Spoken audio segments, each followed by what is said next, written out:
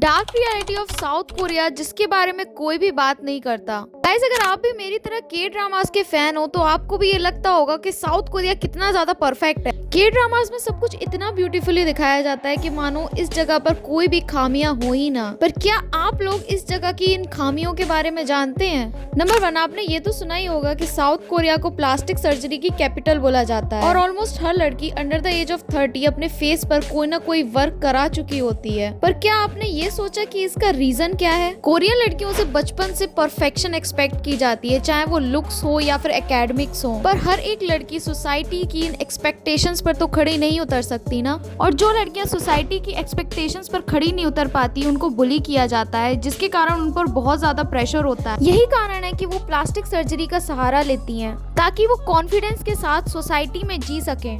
Number 2, अगर आपको लगता है कि आपका स्कूल बेकार है और आपसे गधों की तरह दिन रात मेहनत कराता रहता है तो आपको कोरिया में आके कोरियन स्कूल्स को देखना चाहिए। कोरिया में स्कूल सुबह 8 बजे से लेकर शाम को 5 बजे तक चलते हैं और उसके बाद यहाँ के स्टूडेंट्स एक प्राइवेट एकेडमी में जाते हैं जिसको कि ये हकबोन बोलते हैं, यानी इनका घर पर आना सीधे रात को 11-12 बजे होता है। तो आप सोच सकते हैं कि यहाँ के बच्चे कितनी ज्यादा मेहनत करते होंगे। और सिर्फ इतना ही नहीं, इसके बाद इनको घर पर आने के बाद सेल्फ स्टडी भी करनी होती है। कोरिया में कॉलेज एंट्रेंस एग्जाम को CSAT बोलते हैं, जो कि यहाँ का सबसे बड़ा एग्जाम है। जिस दिन ये एग्जाम होता है उस दिन सारी फ्लाइट्स डिले कर दी जाती हैं, कोई भी कंस्ट्रक्शन का वर्क करने नहीं दिया जाता है और वर्किंग आवर्स भी लेट हो जाते हैं। सिर्फ इतना ही नहीं कि यहाँ पर जो भी लेट स्टूडेंट्स होते हैं पुलिस उनको खुद एस्कॉर्ट करती है। नंबर 3, हमारे देश भारत की तरह ही कोरिया भी एक ऐसी कंट्री है जहाँ पर भर भर के अंधविश्वास है।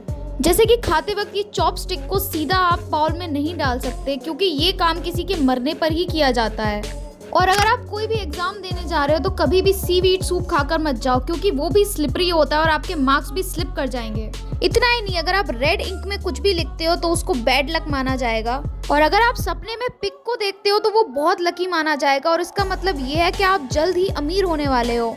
नंबर 4, कोरिया वैसे तो बहुत ही लविंग कंट्री है और यहाँ पर हर देश के लोग आते हैं, बट ये कंट्री रेसिज्म में भी कम नहीं है। कोरिया की कई सारी सिटीज में, मोस्टली स्मॉल सिटीज और टाउन्स में लोगों ने रेसिज्म को फेस किया है। नंबर 5, जिन K-pop आइडल्स को आप ऑनलाइन देखते हो और टीवी पर देखते हो उन्हें देखने से आपको लगता होगा कि कितने ज्यादा परफेक्ट है, पर इसकी असल सच्चाई कुछ और ही है। उनको इतना ज्यादा स्ट्रिक्ट शेड्यूल फॉलो करना पड़ता है, उन्हें अपना वेट मेंटेन करने के लिए एक्सट्रीम डाइटिंग करनी पड़ती है। एक K-pop आइडल का ये कहना है कि उसको अपना वेट मेंटेन करने के लिए हफ्तों तक सिर्फ आइस खाकर जिंदा रहना पड़ा था। तो गाइस, आप सोच सकते हो कि आइडल्स के ऊपर अच्छा दिखने का कितना ज्यादा प्रेशर होता है। एंड नॉट ओनली दिस, उनको डेट करना भी बैन होता है क्योंकि अपेरेंटली कोरिया में लोग आइडल्स को अपना भगवान समझते हैं, जिनको कि उनके हिसाब से डेट करने का कोई हक नहीं होता और अगर वो डेट करते हैं तो इसे बड़ा स्कैंडल बना दिया जाता है। यही कारण है कि K-pop आइडल्स डेट करना अवॉइड करते हैं ताकि वो कोई भी स्कैंडल को अवॉइड कर सकें। तो गाइस, आपको ये वीडियो कैसी लगी कमेंट करके बताइए और अगर आपको साउथ कोरिया के बारे में और भी बातें जाननी है तो चैनल को सब्सक्राइब करना ना भूलिए।